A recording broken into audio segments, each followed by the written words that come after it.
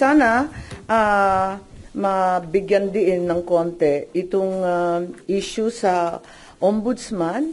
Ito talaga ang huling hantungan ng hustisya para sa mga naglabag sa batas na ating mga government officials. Wala nang tatakbo ang iba kundi yung ombudsman. Pag talagang binastos na at talagang ginawa ng politika ang ombudsman, wala na talaga tayong uuwian. Apakalungkot naman ito. At sinabi na nga, OIC lang. OIC na nga talaga your true colors.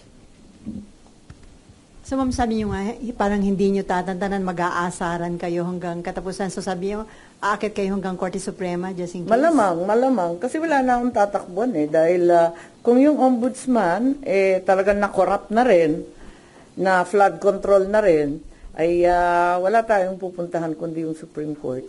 Pero dahil po nabuo na yung Independent Commission for Infrastructure, parang there is a necessity yata na magkaroon ng bagong ombudsman dahil makikipagtulungan ba yung ombudsman? I think may panel din ang ombudsman. Di ba nagtatag yung previous Deputy OIC Castillo.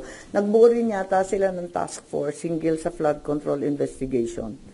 Pero tuloy-tuloy pa rin, di ba? Inanunsyo naman ni Senator Ping Lacson at pati ng congressman na tuloy-tuloy pa rin ang flood control investigation sa dalawang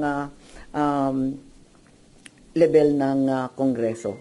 So walang necessity na may ma-appoint na agad na ombudsman, ma'am? Well, parating maganda kung walang puwang. Pero kung pipilitin naman at pipilitin, sa totoo lang meron naman kasi may regular rules. Pero ang balita, yung Deputy OIC na babae, yung si Castillo, hindi daw cooperative.